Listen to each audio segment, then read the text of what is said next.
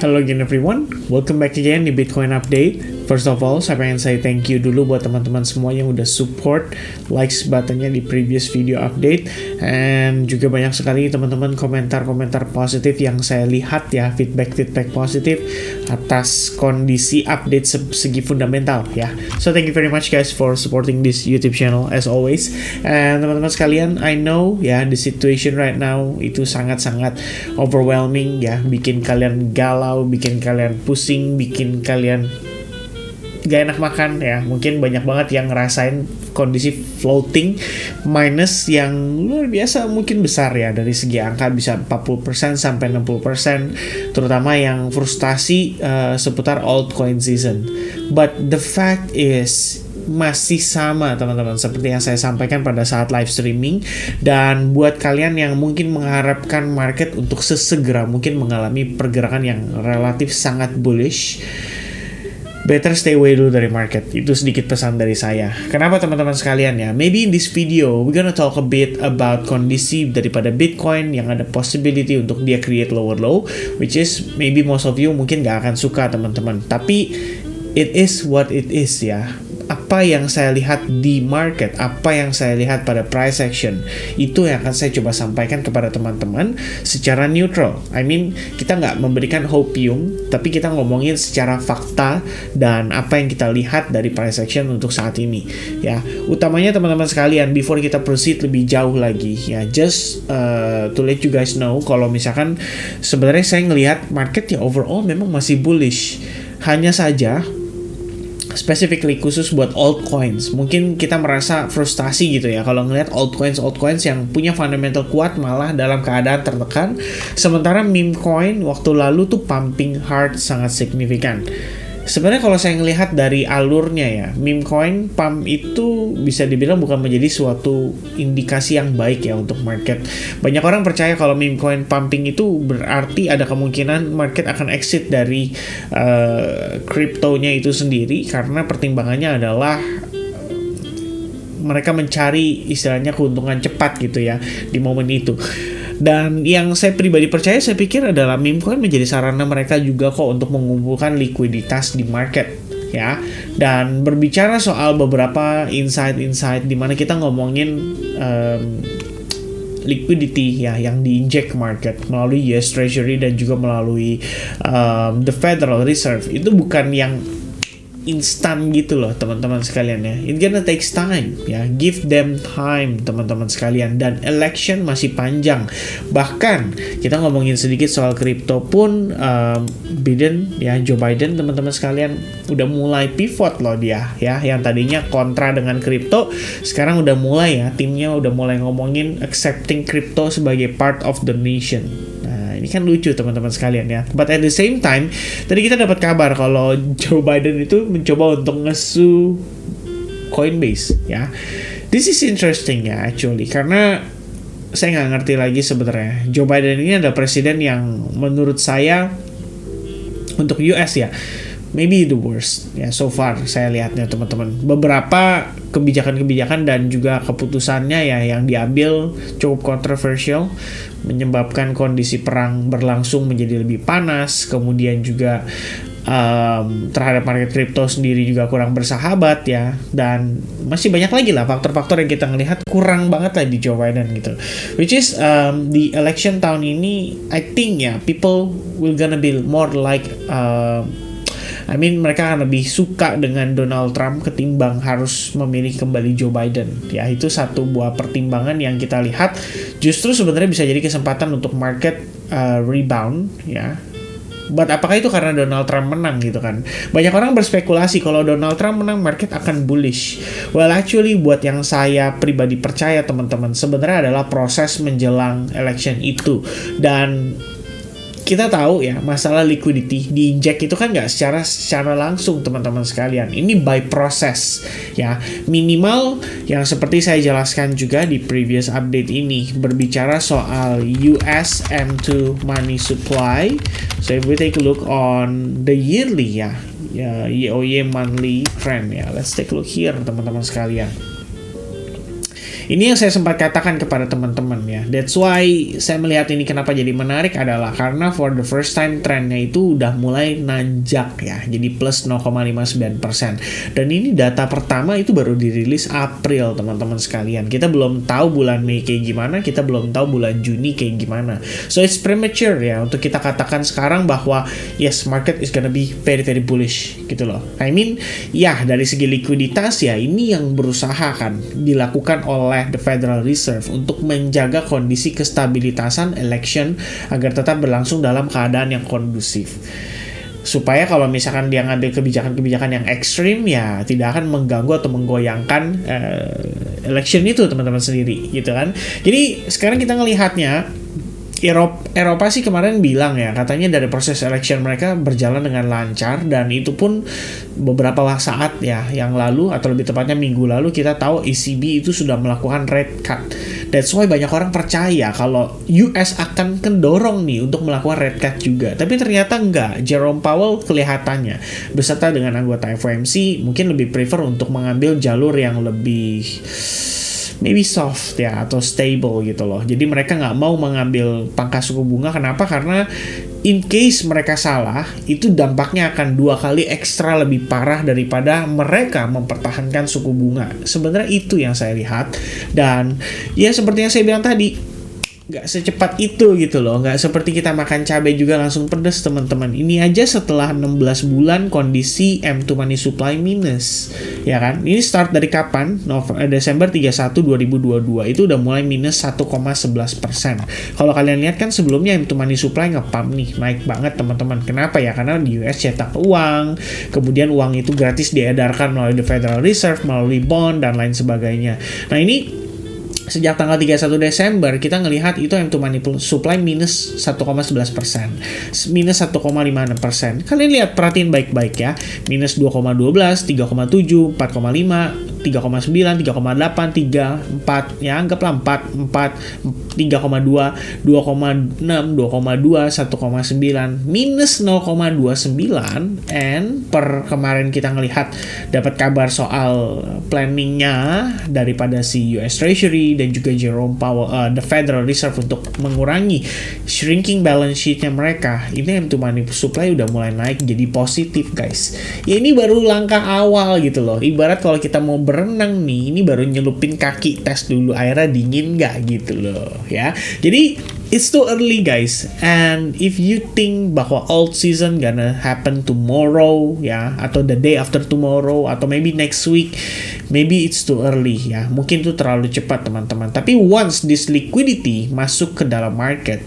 ya itu mungkin akan ada dorongan lebih jauh untuk market bisa benar-benar rebound ya, sekiranya seperti itu. Jadi teman-teman sekalian, for now ya, what will happen with Bitcoin ya, I have something interesting untuk discuss sama kalian di dalam video update ini. But before that ya, tadi saya sudah sampaikan ya, Joe Biden pivot, dia start to more care ya about crypto and start to like crypto mungkin supaya bisa menarik lebih banyak voters memilih Joe Biden ya. Itu satu, maybe I don't know is it bullish or not ya, tapi teman-teman sekalian ya, it's a good sign kalau mereka sudah start mengakui lah kripto dan mengadopsi kripto bahkan menjadi bagian dari perencanaan atau planning atau strategi apapun yang hendak mereka lakukan untuk mencapai ketujuannya. So they need crypto technically, right? Nah itu pertama teman-teman. Yang kedua ya, it's something yang bisa dibilang sangat-sangat bullish actually. Kalau kita ngelihat di sini, ini adalah data yang kita bisa lihat ya, diambil dari sejak 2023 teman-teman, berbicara soal Bitcoin balance di dalam exchange sejak Februari 2024 ya. Itu lebih tepatnya sebenarnya sejak ETF approval lah ya. Kita ngelihat di sini. Itu Bitcoin balance ya yang ada di exchange itu start decline atau start turun ya. Jadi kalau saya hapus Bitcoin price-nya, kita fokus ke balance-nya aja deh. Gitu kan teman-teman, lihat. Ini angkanya terus turun secara drastis, bahkan after halving itu lebih drastis lagi teman-teman ya. So apa yang kita bisa pelajari dari ini gitu kan? Sebenarnya ada proses pembelian ya. For example, let's say Coinbase preparing Bitcoin ya di dalam exchange itu ya kan, Bitcoin untuk ditransaksikan oleh para institusi. Let's say kayak gitu teman-teman sekalian. So BlackRock membeli, Fidelity membeli, dan berbagai ya bisa dibilang institutional ini melakukan transaksi pembelian terhadap Bitcoin. Dan setelah dibeli, Bitcoinnya apa yang dilakukan? Keluarkan dari exchange. Sehingga ini kita anggap sebagai outflow, di mana outflow itu adalah proses pembelian teman-teman. Kalau kita ngelihat Bitcoinnya justru malah nge-spike, itu berarti ada opportunity atau ada bukan opportunity ya, tapi ada chance lah untuk market itu malah berjualan. Dan pada case ini kita ngelihat secara tren sejak Februari itu sudah mengalami penurunan cukup drastis guys.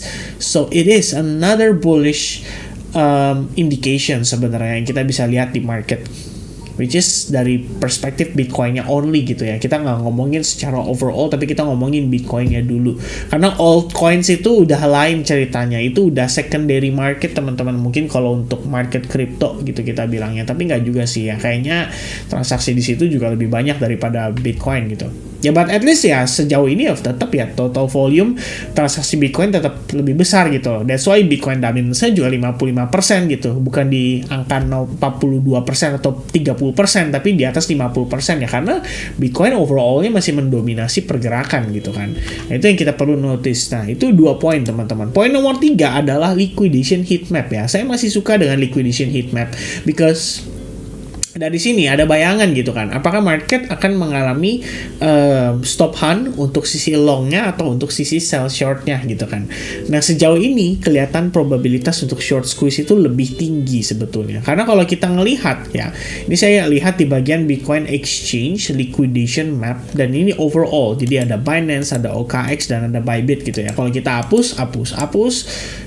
kita munculkan so far agregat teman-teman atau total untuk periode 7 hari ya, itu kalau Bitcoin naik ke $70.000 aja, $70.000 itu udah 4,6 billions of dollar yang kena wipe out atau short squeeze. Agak di atasnya lagi, which is kita ngambil angka yang relatif saat ini menjadi support resistance kuat ya, yaitu di $72.000, itu ningkat lagi guys. Terakhir saya ngecek itu 5 billion, sekarang udah 5,7 billion, right?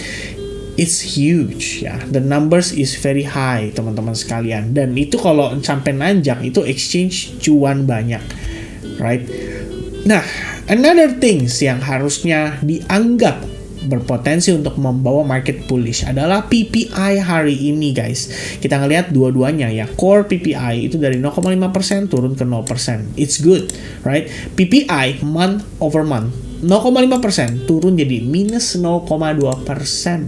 So inflation report hari ini sebenarnya nunjukin kalau market itu memiliki probabilitas lebih tinggi untuk dia rebound, which is kalau kita lihat S&P 500 steady bertahan di dekat all time high-nya after kemarin, dan Nasdaq juga sama teman-teman, bertahan di all time high-nya after kemarin. Nah, tapi di sini kita bisa ngelihat ada kemungkinan market money flow itu baru lari ke stock market terlebih dahulu. Bitcoin kapan? Maybe saat satu titik stock market sudah mulai jenuh. Maybe if USD CFD US 100 cash CFD udah mencapai $20.000 ya untuk Nasdaq teman-teman. Nah itu mungkin bisa menjadi sebuah sign kalau market sudah mulai jenuh nanti ya, karena itu adalah level psychology which is very normal kalau misalnya kita ngelihat dari situ malah ada reaction atau rejection gitu kan. Ya mudah-mudahan nggak terlalu mempengaruhi pergerakan Bitcoin, karena Bitcoinnya belum naik di saat stock marketnya sudah pada naik. Alright, itu satu yang perlu kita take note. Nah, dari sini teman-teman ya, yang tadi saya pengen bilang sama kalian. Satu, sebenarnya kalau dari sisi inside bar, yes, we are still inside ya, di dalam candle bullish yang ini.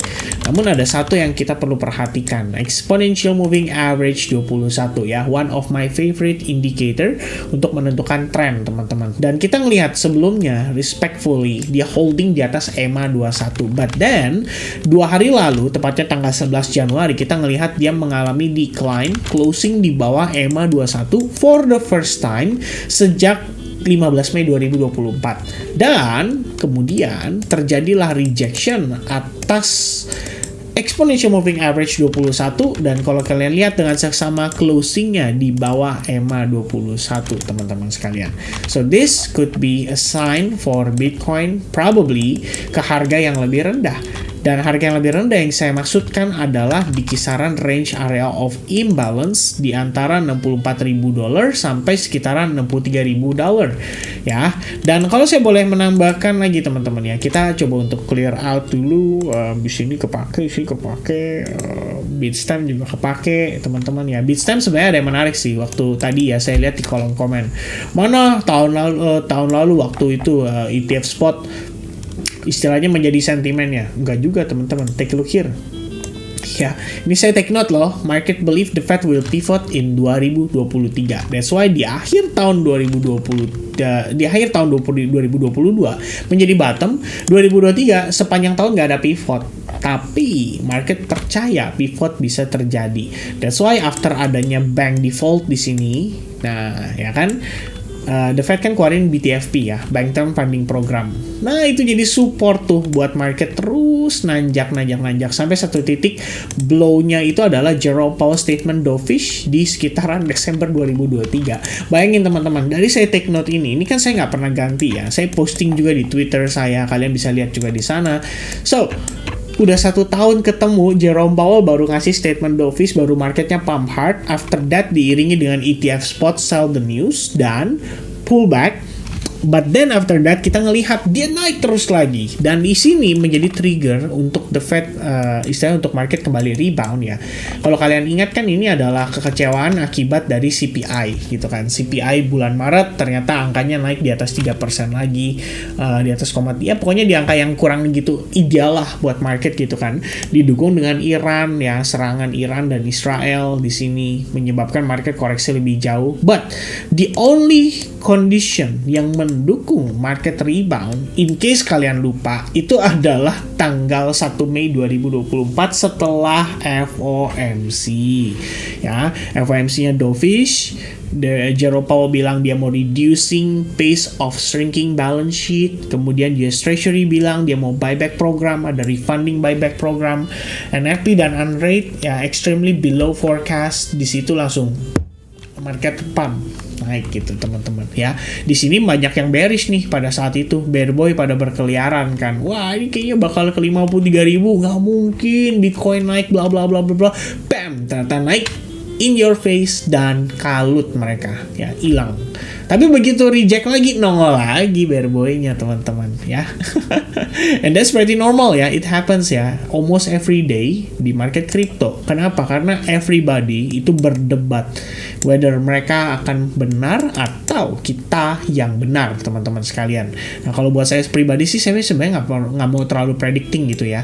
Tapi ya, buat teman-teman inform ya, biar kalian tahu juga teman-teman. Untuk saat ini ya, in case we saw a rejection, once again, this is the reminder teman-teman sekalian ya, not 100% bakal terjadi, tapi perlu kita waspadai. And that is a rejection dari exponential moving average 21 after close di bawahnya, itu pertama. Dan yang kedua, if you pull it off ya, kita ilangin nih teman-teman sekalian. Sebenarnya ada potensi juga market bisa membentuk rising wedge pattern, which is kita udah breakdown dari rising wedge pattern itu. Now the question is adalah pullback-nya ini nanti atau breakdown-nya ini apakah sekedar hanya untuk menjemput liquidity dari imbalance range yang ada di sini, atau kita ngelihat pullback yang lebih jauh lagi untuk Bitcoin, bahkan bisa sampai ke low point pada tanggal 1 Mei 2024 di 56.500 gitu kan. Dan teman-teman perhatikan, mungkin di sini terkesan jelek gitu ya, tapi kalau saya ubah ke perspektif weekly, well actually kalau kalian lihat di weekly, even if we have a pullback sampai ke 56.500 sekalipun, I am still bullish guys ya. Why? Karena kalau kalian pakai Fibonacci retracement dari bawah ke atas, overall of this movement itu hanya sebatas 38.2% retracement aja. Cuma 38% dia koreksi dari kondisi di atas ini ke bawah. atas swing yang terjadi pada pergerakan sebelumnya. Is it normal? Yes, it is very normal guys. Karena yang namanya market, even dalam keadaan bullish sekalipun, itu juga ada kondisi-kondisi pullback yang ekstrim yang bisa disebabkan oleh news dan lain sebagainya. Nah, tinggal pertanyaannya teman-teman, ini positioning kalian gimana gitu kan. Kalau misalkan kalian udah terlanjur all in, kalian udah terlanjur beli altcoins yang banyak pada saat itu, well, one thing you have to notice adalah tinggal sabar teman-teman ya. Bitcoin dominance itu udah nggak jauh lagi gitu loh dari topnya. In case dia naik sekalipun, at one point if we see a rejection teman-teman sekalian, itu harusnya cukup untuk ngebuat altcoin spam gila-gilaan.